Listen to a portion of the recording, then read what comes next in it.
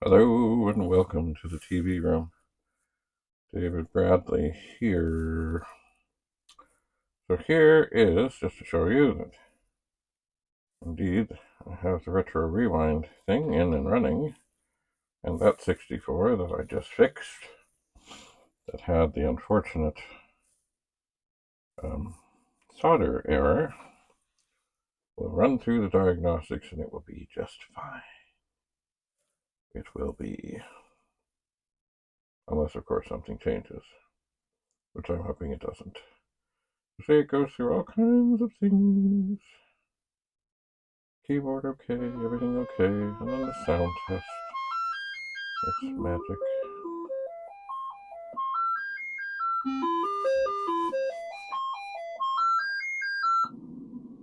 And there's the gentle rumble of the SID chip. It is. And I'm going to leave this to continue to test and torment this. Remember, the video chip I currently have in here came up as bad. And it is like an original ceramic one. I'm just going to touch it. Ooh, it comes up hot. It really does need to be in a machine that has the good fingers or the cover that goes down. So I think I will absolutely switch it to another. I think I will. Probably the one. Well, do I want the test one? Well, maybe. The test one has the little cover that goes over the thing. See, that this version of the board, the fingers are part of the. Well, there's a lot of fingers. They're part of the shielding. And on the earlier one, the shielding is a little cover that goes over. And I really should get some more of that silicone stuff. And the other thing I suppose I should get is some heatsink things. And someone was going to send me a link to that. But, I mean, if they're really, if they're $5 each, that's a whole lot of them that need to go into these things. I have no clue what they are. So I think for the moment, what I would like to do is get some of the paste stuff and grease them up well when I have things that I'm sure that I'm finished with, and make sure that the fingers are all touching nicely, and that should help tremendously. As I know recently from desoldering and having not heatsink, but issues where the heat likes to get sucked away by the soldering iron and make life difficult to get a chip out, that these fingers should be helpful. They should be. And I might even, who knows, bend them down. Now this machine, it has, well, most everything is not socketed, which I wish it was not that way, but it is. And it is a version, what is it? 250466 board, which means it has a lot less RAM chips. It does. And one U1 is in a socket. That's the one I just did. But then the other 6526 is not. The ROMs are not. The 6510 is not. Let me think about this. I'm in the dark here so that the screen looks okay. I'm just trying to see which chip is what here. And I can't really see. The SID or the PLA chip is in a socket. The video chip is in a socket. That tends to be the thing I really can't see. Hang on, maybe if I get my glasses. I'm looking to see. See, U18 on the board is always the SID chip. Oh, this should help. Okay, now I can read them better. Okay, so yeah, the SID chip is socketed, and the PLA chip is not. This was also the incredibly dusty machine. Incredibly. But it's now up and happy and working. It is. Now, the machine itself is very, very, very, very yellowed. besides being dirty, it's yellowed, very yellowed.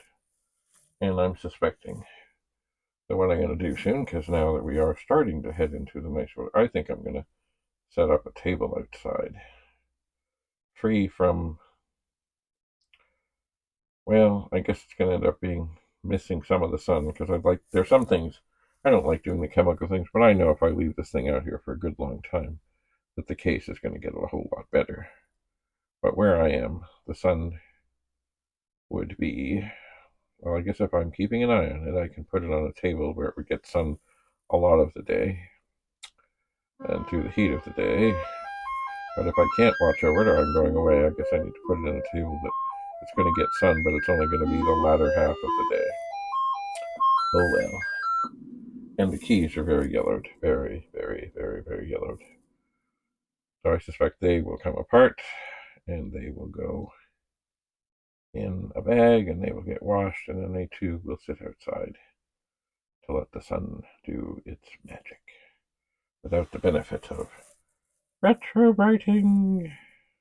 At least that is my plan. So this does seem to be working. It is easy to get very frustrated with these. That is why it is a good time, not a good time. It's a good thing sometimes to say, okay, before I just give up on it, I need to walk away. For example, when I was working on the one pet, where I thought, okay, I've got it, I figured it, I've got the socket, everything is dandy. And then I went to test it and it still didn't work. I was ready to say, well, that's it. That's all, that's it. And then I found a bent pin on an unrelated chip that I just put in. So I redid everything, started again, and the board is now working. So, are these quick fixes? Sometimes. And sometimes it's painful. But it's pretty rewarding when you get her done. And it all works, and you can move on to the next one. Now, I'm going to soon say, well, that's enough of this. And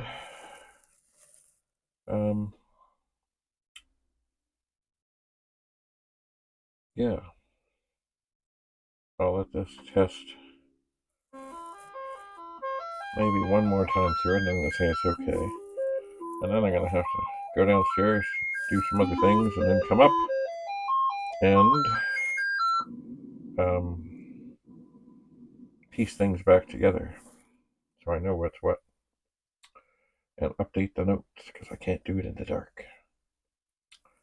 I cannot. Well, thanks for being here for this rescue. As this fellow said, the machine works, it's just got a joystick problem, and it did. I need to find a better way to deal with chips and things that are on the ground, like massive buses that just suck the heat away from the iron. So I need to find a better way to deal with them. Because if I'm doing this, I can't have chips taking half an hour to sort that out. I just can't. I cannot. So, anyway, another successful fix here in the TV room. Thanks for being here. We'll see you again soon. Have a lovely, lovely, lovely day. Bye for now.